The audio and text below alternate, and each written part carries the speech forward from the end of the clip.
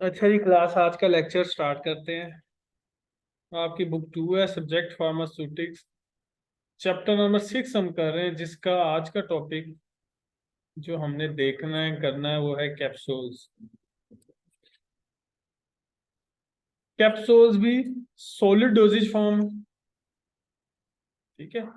Solid dosage form आप लोगों को पता है कि ये जो जितने भी हम डोजेज फॉर्म कर रहे हैं, इसमें सबसे पहले हमने पाउडर किया, वो भी सॉलिड था। ग्रेन्यूल्स किए, टैबलेट्स की, और अब हम देख रहे हैं कैप्सूल्स।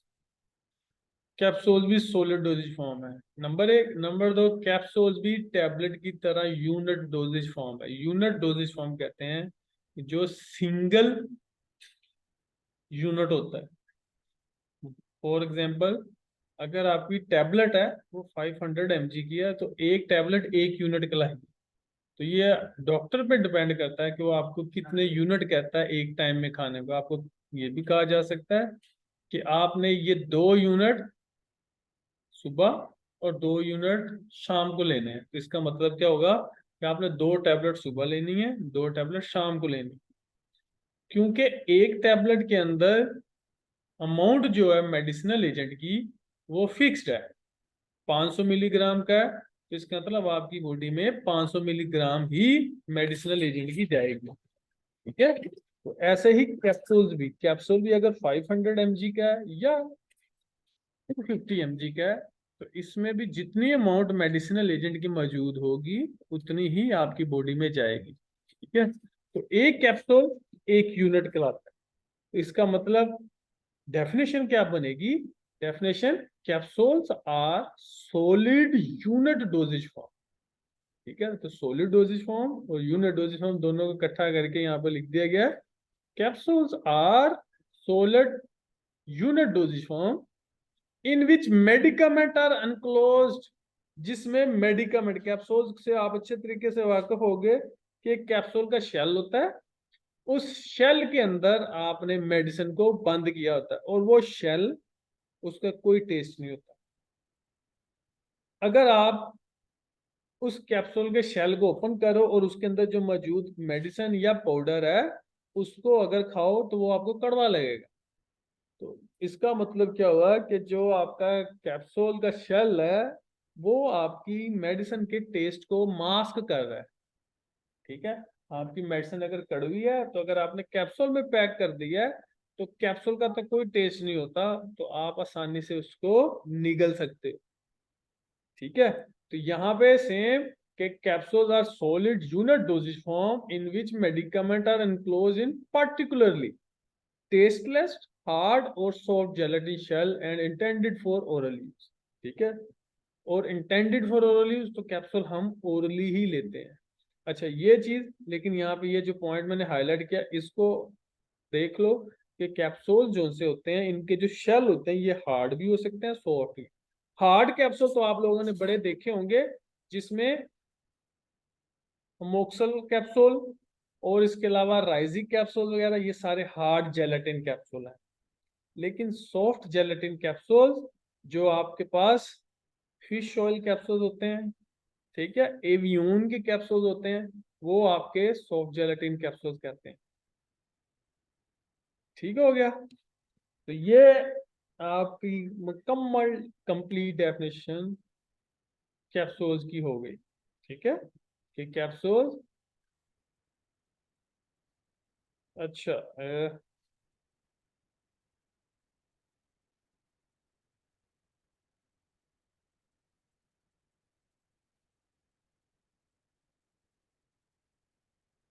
ठीक है, क्लियर है आपको?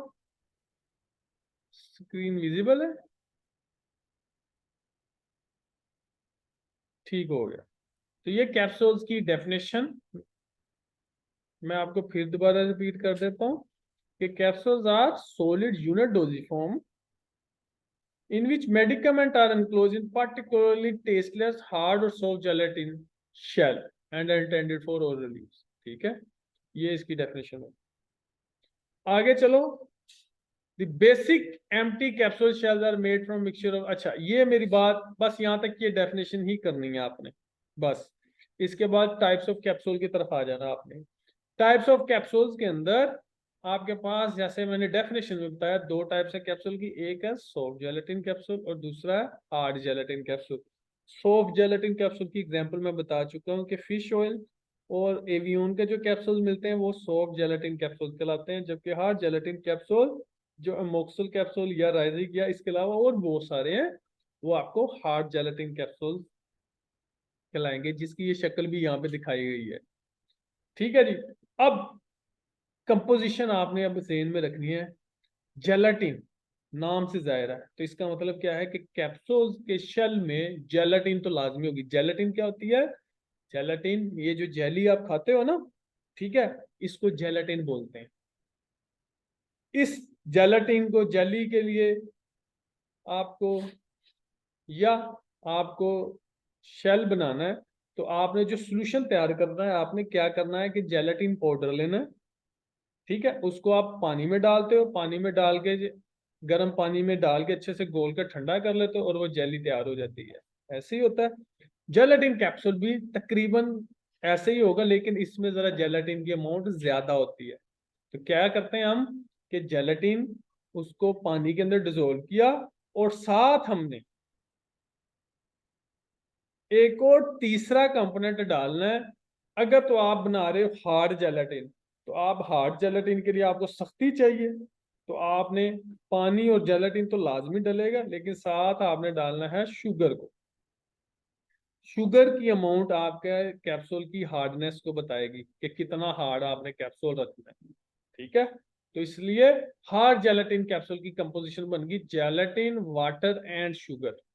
जेलेटिन और वाटर तो लाजमी होना है, क्योंकि जेलेटिन पाउडर हाली पानी में होता है, तो आपने शुगर ऐड करनी है। अच्छा, इसके साथ ही मैं आपको सॉफ्ट जेलेटिन कैप्सूल की भी कंपोजिशन बता देता हूँ साथ साथ, ताकि आपको कंफ्यूजन ना हो कि सॉफ्ट जेलेटिन भी सेम ऐसे ही है कि जेलेटिन प्लस वाटर होगा, लेकिन अब यहाँ पे शुगर नहीं ऐड करनी, क्योंकि हम कौन सा शेल को हार्ड करें, हम चाह रहे हैं कि जो शेल है, जो कैप्सूल का शेल है जिसमें आपने अपने मटेरियल को भरना है, वो नरम हो और उसके अंदर लचक भी हो। इसलिए हम इसमें फिर जेलेटिन की जगह एक और, जेलेटिन की जगह कह रहा हूँ, शुगर की जगह एक और कंपोनेंट ऐड करते हैं जिसको कहते हैं ग्लिसरीन। ठीक है, तो इसमें कंपोजिशन में क्या होगा, जेलेटिन और वाटर तो सेम रहेंगे, लेकिन शुगर की जगह आ जाएगा ग्लिसरीन। अगर ग्लिसरीन नहीं है तो सोर्बिटोल, प्रोपाइलिन ग्लाइकोल, ये आपने ऐड कर सकते हो, या ये सारे ही ऐड कर लो या इनमें से कोई एक ऐड कर लो। तो आपका जो कैप्सूल का शेल होगा वो प्लास्टिक की तरह का होगा। प्लास्टिक मतलब जिसमें लचक होगी। ठीक है, प्रेस करो तो वो आसानी से प्रेस हो जाएगा। ठीक है, तो ये दोनों की, हार्ड जेलेटिन कैप्सूल और सॉफ्ट जेलेटिन कैप्सूल की, मैंने आपको कंपोजिशन बता दी, और इनमें क्या फर्क है वो भी मैंने आपको बता दी। अब अगला पॉइंट देख लेते हैं। अगला पॉइंट ये है कि कैप्सूल्स की जो बॉडी है, उससे आप वाकिफ हो कि दो पार्ट्स होते हैं कैप्सूल की बॉडी के। हार्ड जेलेटिन कैप्सूल में एक को कहते हैं कैप, एक को कहते हैं बॉडी। ठीक हो गया। अब इसमें मैं आपको, अच्छा, तो कैप्सूल की एक बॉडी मैं यहां पे ड्रा कर देता हूं। ठीक है, ये इसको कहेंगे कैप, और इसके अंदर ये आएगी जनाब बॉडी। अब आप देखो जरा, कैप्सूल की जो कैप है उसका डायामीटर थोड़ा ज्यादा है, लेकिन लेंथ कम है। डायामीटर क्या होता है कि ये एक दायरा है, इसके अंदर ये जो लाइन लगाई है ये डायामीटर कहलाती है। ठीक है, तो ये जो कैप्सूल की कैप है इसका डायामीटर ज्यादा है बॉडी से, लेकिन लेंथ कम है। और जो बॉडी है उसकी लेंथ ज्यादा है लेकिन डायमीटर कम है, इस वजह से कि कैप आसानी से बॉडी के ऊपर फिट हो जाए। और हमने जो मटेरियल होता है, मेडिसिनल एजेंट होते हैं, उनको बॉडी में भरना होता है। आगे बात समझ में? इस वजह से कैप्सूल की बॉडी को लंबा रखा जाता है। ठीक है, जब आप इसकी फिलिंग कर देते हो, इसके ऊपर आपने कैप लगा दी, कैप लगाने के बाद आपका कैप्सूल रेडी टू यूज हो जाता है। इसको आप पैक करके मार्केट में भिजवा देते हो। ठीक हो गया। तो ये आपका हार्ड जेलेटिन कैप्सूल्स हो गया। अच्छा जी, अब देखो यहाँ पे the drug is filled in longer half and other half is fitted as a cap, जो जैसा कि मैंने भी आपको बताया। Hard gelatin capsule intended for human medicine और मैन्युफैक्चर्ड इन 8 साइजेस। अब इसको एमसीक्यूज का क्वेश्चन बनता है ये। ठीक है, तो ये जो कैप्सूल्स होते हैं ना, इन कैप्सूल्स के भी साइजेस होते हैं। कुछ कैप्सूल बड़ा होता है, कोई छोटा होता है, कोई बहुत छोटे। तो ये तकरीबन 8 साइजेस के जेलेटिन कैप्सूल्स होते हैं जिनमें आप मेडिसिन को भरते हो। ठीक है, तो ये एमसीक्यूज का क्वेश्चन है कि capsules are manufactured in 5 sizes, 6 sizes, 7 sizes और 8 साइजेस। ठीक है, तो ये आपने बता देना। अच्छा जी, सॉफ्ट जेलेटिन की कंपोजिशन मैं आपको बता चुका हूँ पहले। तो सॉफ्ट जेलेटिन कैप्सूल्स की जो शेप्स हैं वो आपको ओवल शेप मिलती है, अंडे की तरह की। ट्यूब शेप मिलती है, ट्यूब शेप वो आपने देखा होगा, छोटी सी होती है जिसको ऊपर कैंची से कट करके उसमें से जो लिक्विड है वो आप यूज करते हो। ठीक है, बच्चों को भी जब पिलाने आते हैं ना घर, तो उन्होंने भी आप कैंची से कट करके वो फिर मुंह के अंदर वो जो लिक्विड होता है वो स्क्वीज करके बच्चे को पिला दिया जाता है।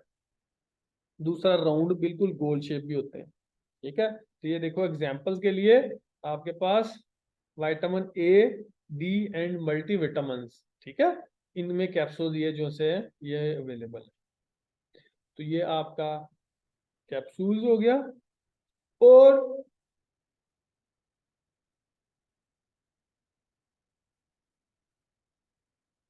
कंपोजिशन भी कैप्सूल्स की हो गई। ठीक है जी। अच्छा जी, अब आगे मोस्ट इंपोर्टेंट क्वेश्चन आ गया, एडवांटेजेस एंड डिसएडवांटेजेस के कैप्सूल्स के एडवांटेज क्या है, फायदे क्या हैं और नुकसान क्या है या इसके डिसएडवांटेजेस क्या है। तो इनको जरा तवज्जो से सुनना है और ये पेपर पॉइंट ऑफ व्यू से बहुत इंपॉर्टेंट क्वेश्चन।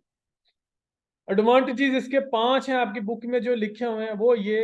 पहला एडवांटेज ये है कि कैप्सूल वाहिद वो डोजेज फॉर्म है जिसमें आप तीनों टाइप के मटेरियल को पैक कर सकते हो। मतलब आप लिक्विड भी भर सकते हो इसमें, आप सेमी सॉलिड भी भर सकते हो, आप सॉलिड भी भर सकते हो।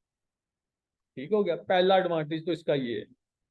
दूसरा एडवांटेज ये है क्योंकि ये शेल जो सा होता है ये टेस्टलेस होता है, ऑर्डरलेस होता है, इसकी कोई स्मेल नहीं होती, इसलिए इसको निगलना आसान है। ठीक है, अगर आपकी मेडिसिन की स्मेल कड़वी है, टेस्ट कड़वा है, तो आप उसको नहीं खा सकते, तो आप उसको कैप्सूल में पैक करके पेशेंट को खिला दो, वो निगल जाएगा। तीसरा नंबर पे manufacturing less adjuncts are required. अब ये एडजंक्ट क्या है इसको जरा देख लो। एडजंक्ट्स का मतलब एडिटिव और एक्सिपिएंट्स है। एडिटिव और एक्सिपिएंट्स क्या है कि जो आपको टैबलेट तैयार करने के लिए एडिटिव एक्सिपिएंट्स चाहिए होते हैं, कैप्सूल में इतने ज्यादा एडिटिव एक्सिपिएंट्स नहीं चाहिए होते। वजह क्या कि आपने कैप्सूल लिया, कैप्सूल में सिर्फ मेडिसिनल एजेंट जो एक्टिव फार्मास्यूटिकल इंग्रेडिएंट है, एपीआई जिसको कहते हैं, जिसने बॉडी में असर दिखाना होता है, सिर्फ वो भर दो, कैप्सूल को पैक करके पेशेंट को खिला दो। लेकिन आपने देखा कि टैबलेट के अंदर ऐसा नहीं है। टैबलेट में आपको बाइंडर भी डालने पड़ते हैं जो आप 6 चैप्टर के शुरू में पढ़ चुके हो, आपको डिसइंटीग्रेंट भी डालने पड़ते हैं, डायलुएंट भी डालने पड़ते हैं। ठीक है, और इसके अलावा और भी कंपोनेंट डालने पड़ते हैं। तो इसलिए ये लाइन यहाँ पे लिखी गई है कि कैप्सूल की मैन्युफैक्चरिंग में लेस एडजंक्ट चाहिए होते हैं। ठीक है, लेस एडजंक्ट। एडजंक्ट्स एडिटिव और एक्सिपिएंट का जिक्र जैसा मैं आपको पहले बता चुका हूँ। अगर नहीं तो एडजंक्ट्स को आप अज्जा भी लिख सकते हो, कंपोनेंट्स भी लिख सकते हो। ठीक है, अच्छा जी आगे। Capsules can be colour to protect from light. जो कैप्सूल्स होते हैं उनके शेल्स बिल्कुल ट्रांसपेरेंट नहीं होते। ये जैसे आपके सामने ये 3 सोट जेलेटिन कैप्सूल कैप्सूल दिखाए गए हैं ना, इन कैप्सूल में देखो दरमियान वाला कैप्सूल जो है उसका शेल जो है वो कलरलेस है। अब रोशनी जो सी है इसके शेल से गुजर के आपकी मेडिसिन को खराब कर सकती है। तो आपकी अगर मेडिसिन रोशनी से खराब हो जाती है तो आप क्या करोगे, इसके शेल को कलर्ड बना दोगे और रोशनी जो सी है उस कलर में से गुजर ही नहीं सकती।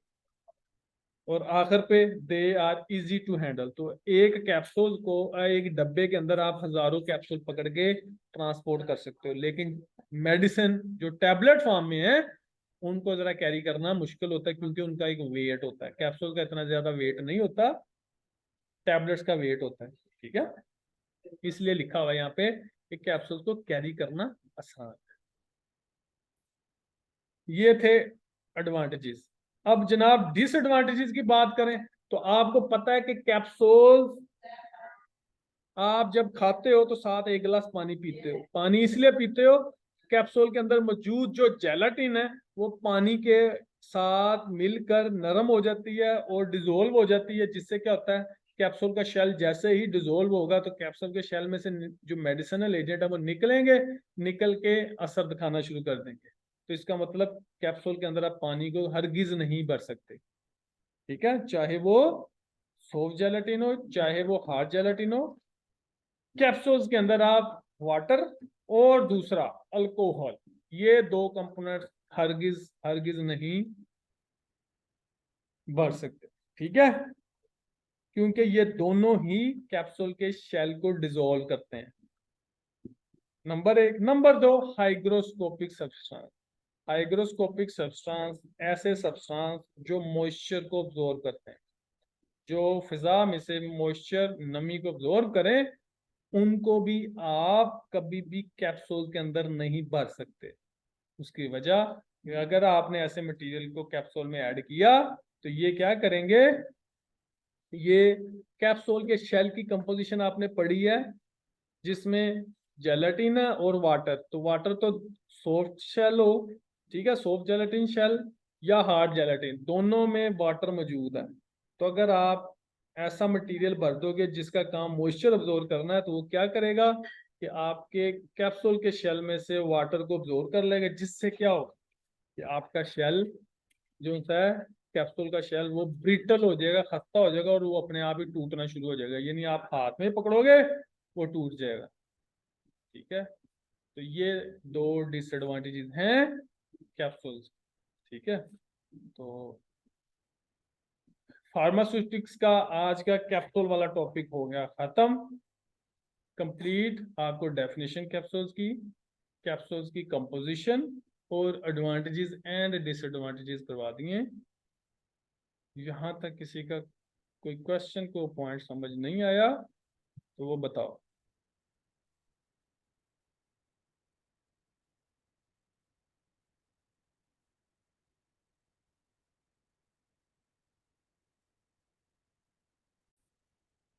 अच्छा जी, क्लास सब्जेक्ट है आपका फार्माकोग्नोसी, जिसका चैप्टर नंबर 4 हम कर रहे हैं। आज का जो टॉपिक वो है केमिकल एवेल्युएशन। समझ आ गई है? केमिकल एवेल्युएशन, इसको जरा समझने के लिए आपको कोई एक दो डेफिनेशंस मैं लिखवाऊंगा, सिर्फ वो आपने लिख लेनी।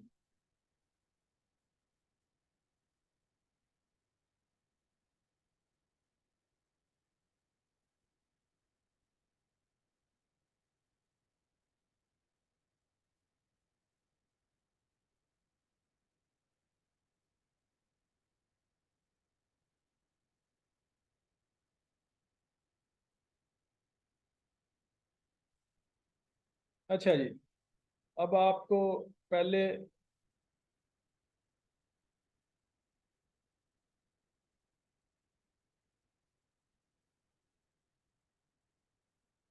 केमिकल वैल्यूएशन, आप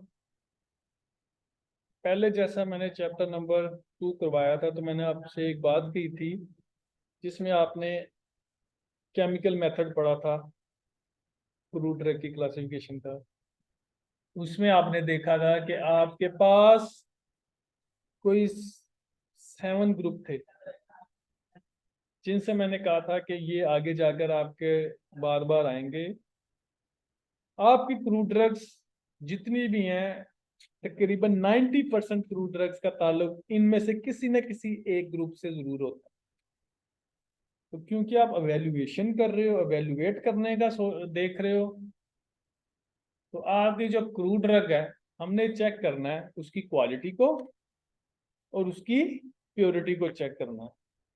ठीक है, कि हमने चेक करना है कि आपकी क्रूड ड्रग की क्वालिटी क्या है जो आप इस्तेमाल करना चाह रहे हो, क्या ये वही है। प्योरिटी चेक करनी है कि क्या इसमें कोई मिलावट तो नहीं है, और आपने ये देखना है कि ये क्रूड ड्रग क्या वाकई है। इसके लिए आपने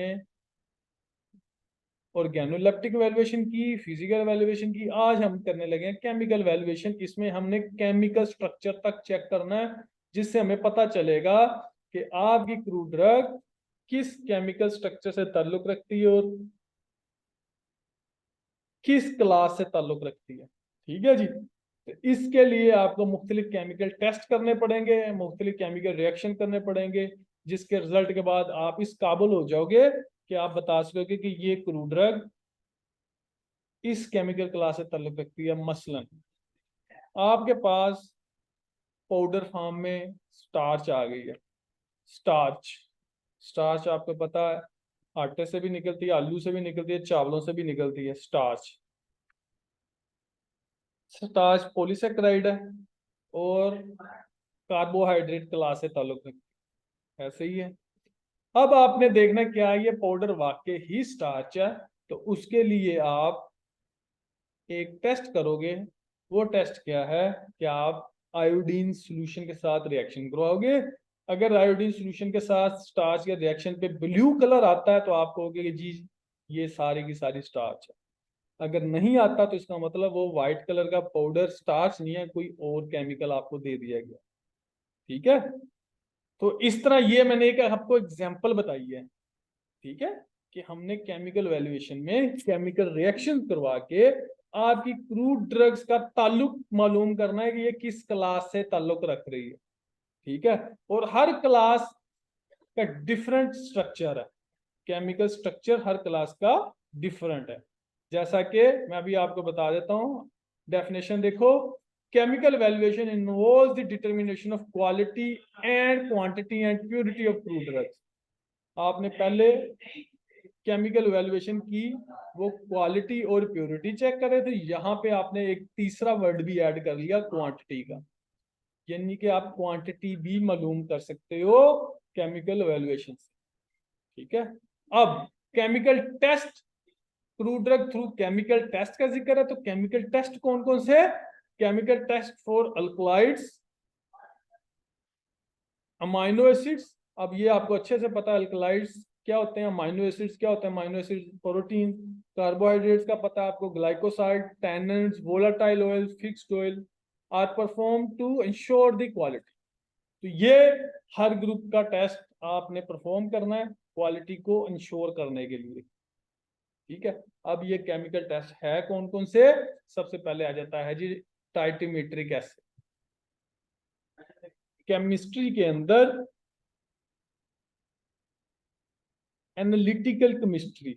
ठीक है। केमिस्ट्री में भी मुख्तलिफ टाइप है।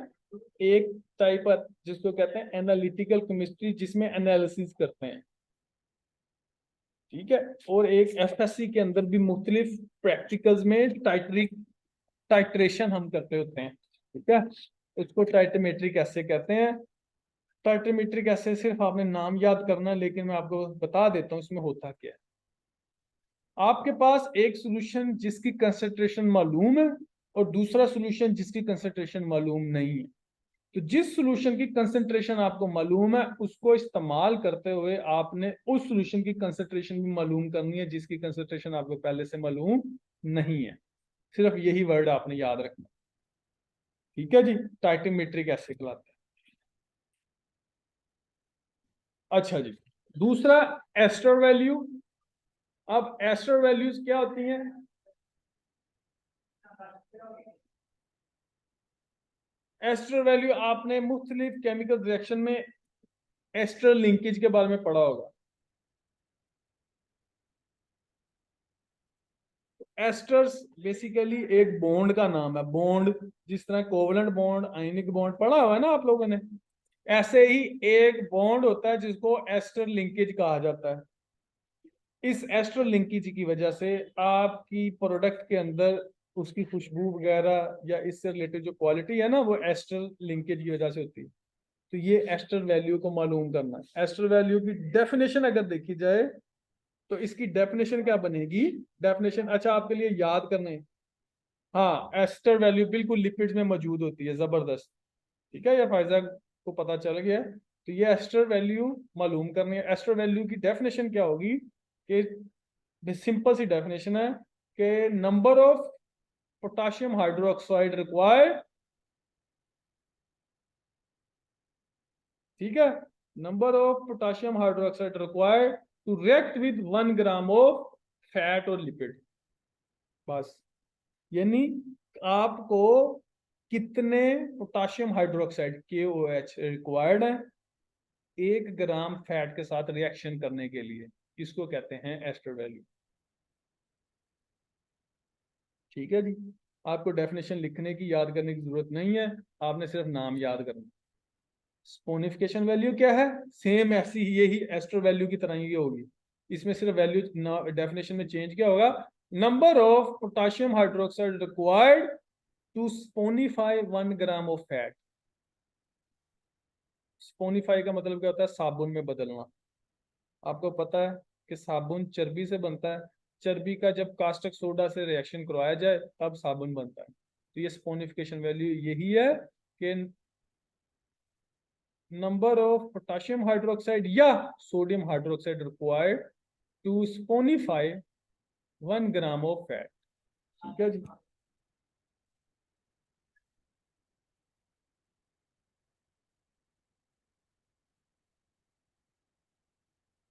समझ आ गई आपको।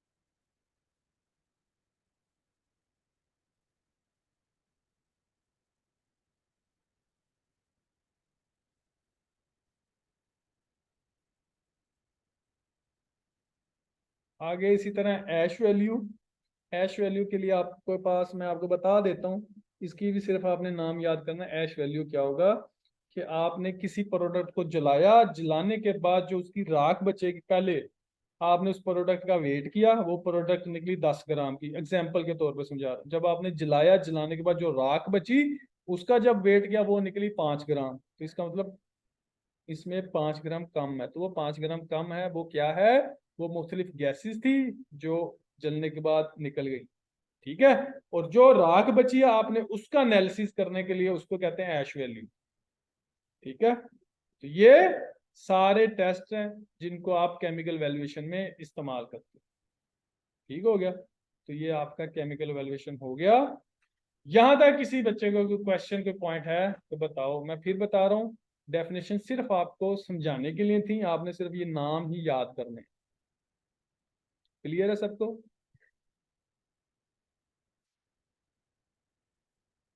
ठीक है जी, इसके साथ ही आज का लेक्चर हुआ खत्म। नेक्स्ट लेक्चर थोड़ी देर तक होता है। ठीक है, अल्लाह हाफ़िज़।